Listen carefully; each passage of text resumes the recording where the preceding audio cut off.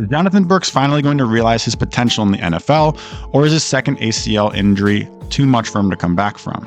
Let's take a look at the research. At first, it doesn't look great. A meta-analysis showed that looking at revision ACL repairs, only about 48% of them returned to their prior level of competition. But this study primarily looks at the general population. So I dove a little bit deeper into finding a study that looked at elite athletes in specifics. One study I found showed that elite athletes specifically earned their prior level at about 75%. Now, this was a study of 48 individuals. When you did not have meniscal involvement like Brooks did not have, this number rose to 94.4%.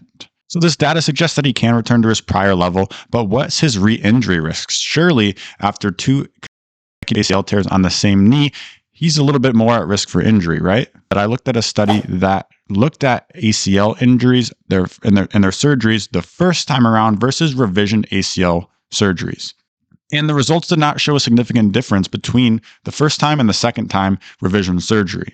Not only that, Brooks has an elite surgeon, an NFL surgeon, and actually an NBA surgeon as well, professional athlete surgeon. Now, it's not well out there what specific type of technique that the surgeon did for Brooks, but when you're talking about elite athletes, there are additional surgical techniques that can increase stability in the knee and prevent risk of future injury. And I'm sure that Brooks' surgeon used one of these techniques. For example, there's a surgical technique called LEAP, L-E-A-P. This can take load off of the ACL itself and risk for future injury. Not only that, risk for re-injury decreases once we get to that 2-year mark. Just because of the religamentization process, it tends to complete around the 2 years. And Brooks is 20 months post-op, which means he's nearing that timeline.